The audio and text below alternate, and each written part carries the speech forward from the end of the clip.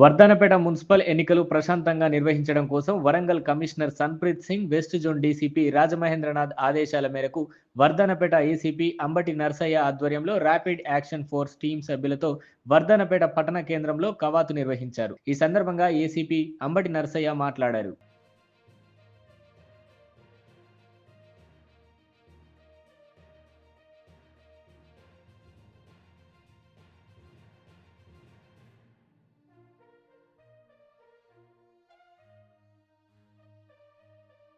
ఈ నెల 11వ తేదీన జరగబోయేటువంటి మున్సిపల్ ఎలక్షన్స్ ను దృష్టిలో పెట్టుకొని వరంగల్ సిపి గారి ఆదేశాల మేరకు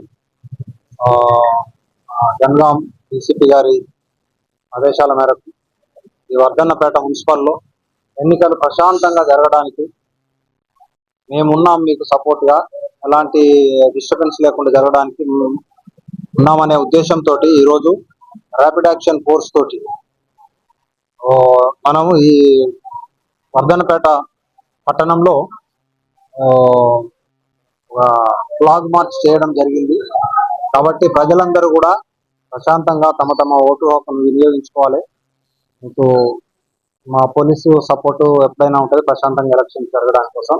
కాబట్టి అందరూ తమ ఓటు హక్కును వినియోగించుకోవాలి అనే ఉద్దేశంతో ఈ ఫ్లాగ్ మార్చ్ చేయడం జరిగింది. Hi, నేను మీ Satyasri. Please do subscribe TG24 TV.